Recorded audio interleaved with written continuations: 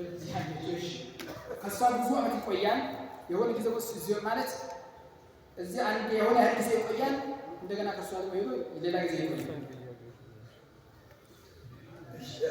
አንድ ምስት ውጭ ሀገር አንድ ምስት ውጭ ሀገር አንድ ምስት ሀገር ውስጥ ያለው ሰው ቀኑን እኩል አይደለም የሚከፍላቸው።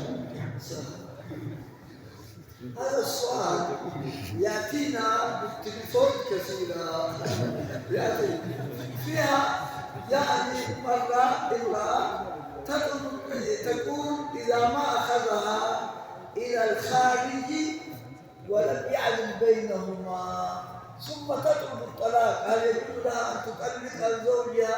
فنصحتها بأنه ما دام هو ذهب إلى الخارج لكسب وتزوج هناك أو عنده زوجة أخرى هناك ويأتي، هل يرسل النفقة؟ نعم يرسل النفقة. هل يزوركم؟ نعم يزور. هل يأتي إلى الأولاد؟ نعم إلى الأولاد. لكن يذهب ويجلس هناك أكثر، والذي يجلس عندها هنا أقل من تلك، فتطلب الطلاق. لا يجوز لها أن تطلب الطلاق، ونصحتها بأن هنا عليها ألا تطلب، لم تطلب هذه أولادها. فالأولى هنا أن تسامح زوجها، لأن العشرة وأن التصفية هنا صعب.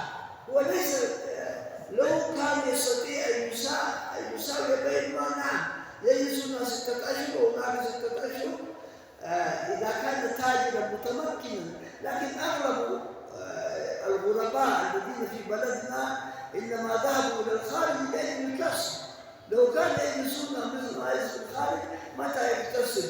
فهنا على المرأة أن تسامح زوجها، وعليه أيضا أن لا يعمل بالاستطاعة، والله لا يأخذه فيما لا يستطيع.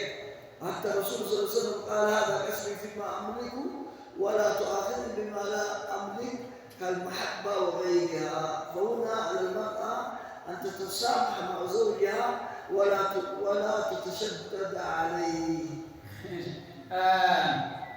እንዲህ አይነት ጥያቄዎች ብዙ ጊዜ በስልክ እጠየቃለሁ ያለ አንድ ሴት እንዲሁ ጠይቃኝ ወይ ያለህበት ይዛኝ ካልሄድከኝ ይፍታኝ ነገር በቃ ከሱ አልኖር ነገር ብላኝ ተይ እረፊ ሰብር አድርጊ ብያታለሁኝ።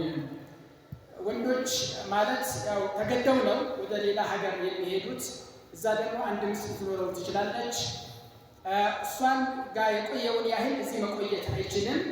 እዚህ ደግሞ ልጆች አሏት፣ ቤተሰብ አላት፣ ያው የእሷ ልጆች ናቸው።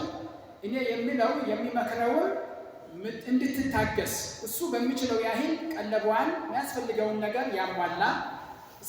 ሴቶች ደግሞ ያው በዚህ እስከ ጥግ ነገር ባይፈልጉትና ለባሏቸው ቢፈቅዱላቸው ይሄን ያህል አውፉ ቢሏቸው የተሻለ ይሆናል። ቤተሰብ መበተን ስለሚሆን እኔም የሚለው ይህንን ነው።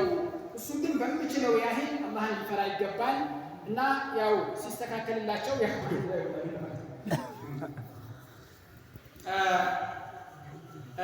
ሌላው